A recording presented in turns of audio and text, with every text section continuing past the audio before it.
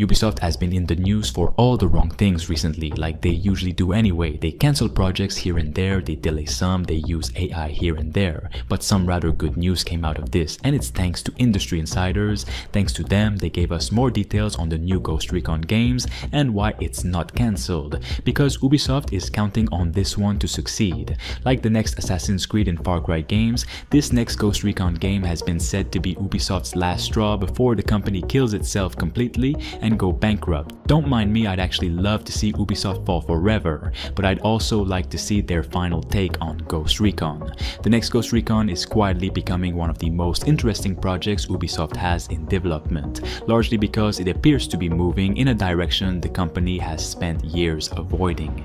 Now, before we get into it, keep in mind everything you see on screen is not from the new Ghost Recon, as we do not have any gameplay footage yet, but from games like Grey Zone Warfare and such. According to multiple insiders, including one with a solid track record on Ubisoft projects, the next mainline Ghost Recon has remained in active development despite the publisher's recent wave of cancellations, delays, and internal restructuring. While several high-profile projects were shelved or pushed back, Ghost Recon reportedly continued forward without interruption, placing it alongside Assassin's Creed as one of the franchises Ubisoft is still willing to protect. What's emerging from these leaks is not a continuation of Wildlands or Breakpoint, but a near total reinvention. They had it really great with Wildlands, but they reportedly switched the flip and overhauled the gameplay completely from 0 to 10. This legit industry insider, who's leaked multiple Ubisoft things in the past, has said this new game won't look at all like the newest Ghost Recon games, nor any of the other games in this series. The game is reportedly set primarily in modern-day Vietnam, with additional locations in other parts of the world. It was previously said to be happening during the fictional Nai Man War in Asia, but we now know it'll mostly take place in Vietnam. Vietnam is described as the core environment rather than a single region or narrative arc. Dense jungle terrain, rural villages, rivers, and urban fringes will dominate much of the map design. The environment is not structured around player convenience. Visibility is limited, traversal is slower, and sound plays a much larger role in moment-to-moment decision-making. This setting alone suggests a very different pacing. Jungle environments naturally reduce sightlines and remove the long-range dominance that defined earlier Ghost Recon gameplay. Movement becomes cautious, engagements happen suddenly, mistakes are harder to undo. Combined with modern military hardware and present-day geopolitical framing, the tone leans far more grounded than the fictionalized conflict zones of previous entries. The most dramatic reported change is perspective. The next Ghost Recon is said to be fully first-person. That would mark a complete break from the third-person identity the series has carried since its earliest entries. A first-person camera fundamentally changes how players interpret space, threat, and consequence. Information becomes limited, situational awareness narrows, combat becomes more intimate and less forgiving.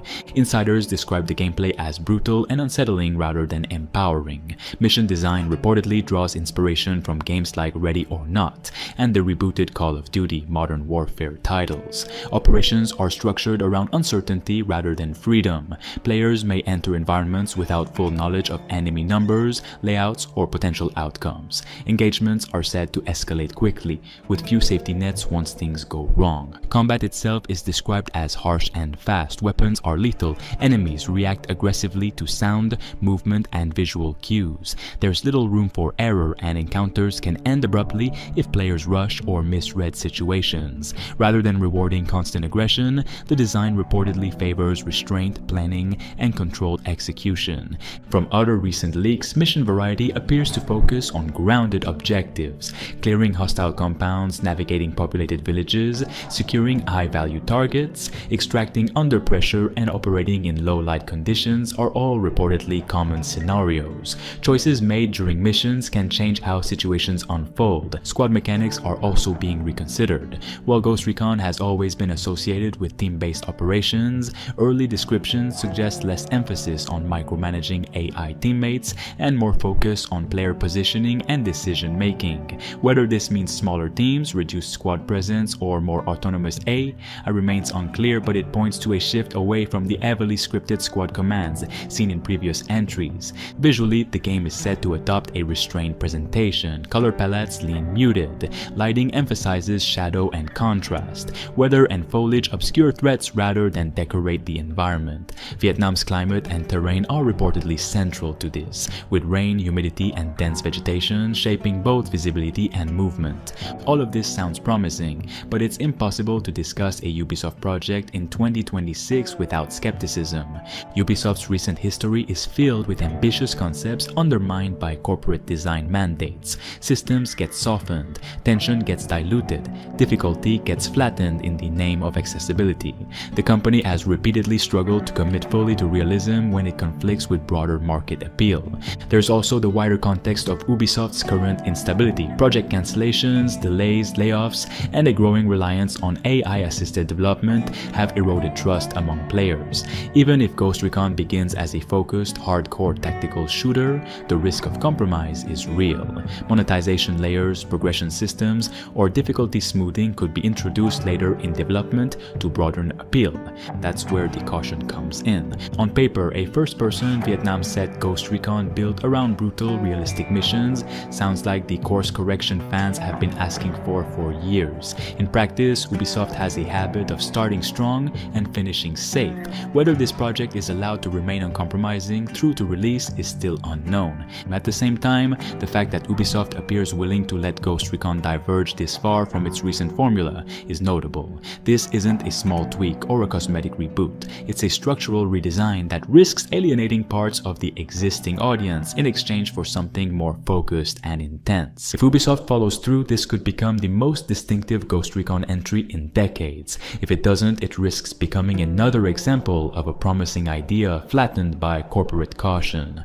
Right now, the project sits in that narrow space between genuine potential and a familiar disappointment. The ingredients are there, the direction is clear, execution, as always with Ubisoft, is the unanswered question. Ghost Recon has spent the last two entries trying to be everything at once. Huge maps, endless icons, gear scores, looter mechanics that never fully worked. This new direction looks like an admission that formula failed. Reports suggest the world design is far more restrained, less checklist gameplay, fewer distractions, environments built to serve tension, not scale. Vietnam as a primary setting supports that shift. Jungle warfare doesn't lend itself to constant fast travel, vehicle hopping, or casual gunfights.